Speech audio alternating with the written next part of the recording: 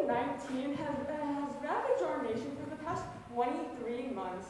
We look to our healthcare workers and call them our unsung heroes of this pandemic. And yet, over time, we continue to completely disregard the very people teaching America's youth, our public school teachers.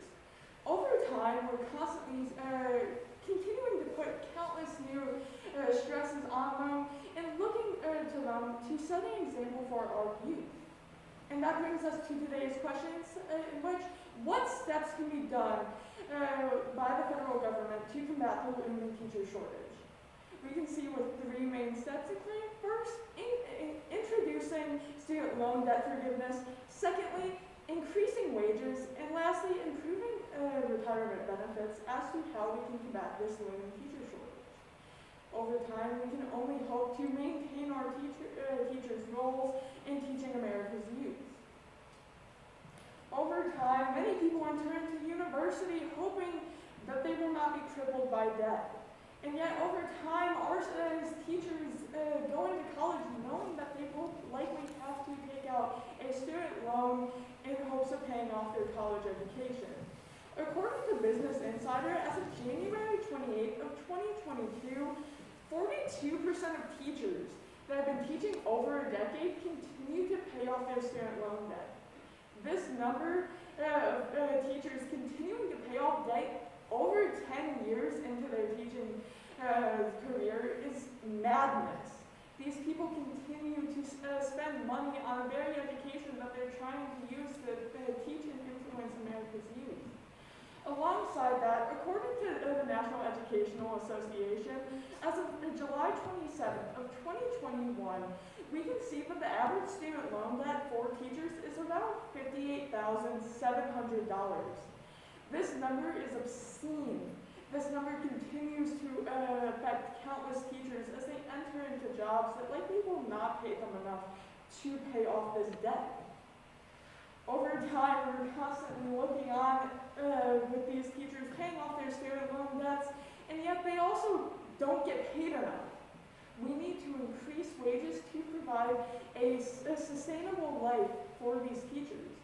According to U.S. News, as of January 27th of 2022, the NEA has estimated that the average salary of teachers is around $65,000 a year.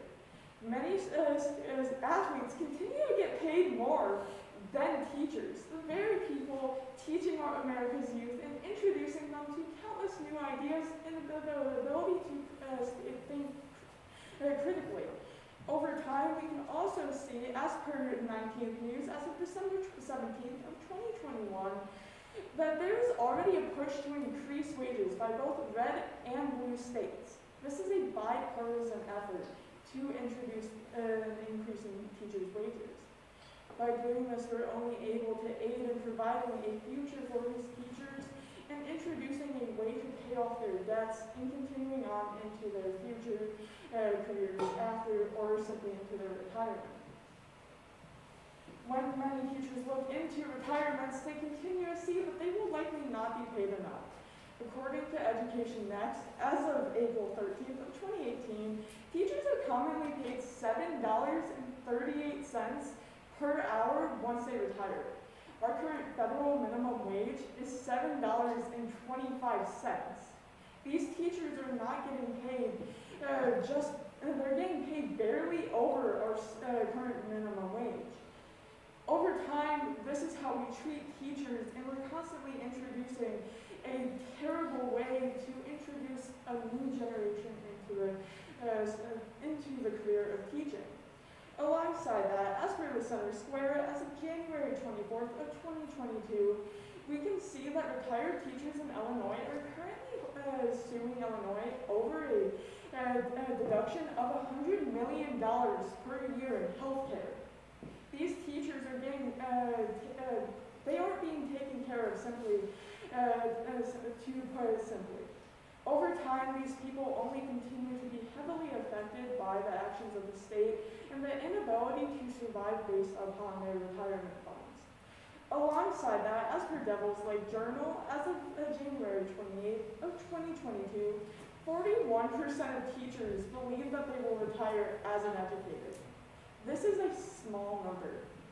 These teachers go into their jobs in hopes of educating the youth and introducing countless new concepts and ideas, and yet they cannot. They aren't able to sustain a healthy and happy lifestyle based upon how much they are paid and knowing how much they will receive once they retire. Teachers have put countless hours into working to aid our youth, and yet they completely get disregarded. Over time, we can only hope that this number will likely go up as the teachers are treated better. Today, we have explored the question in which what steps can the federal government take to combat the looming teacher shortage?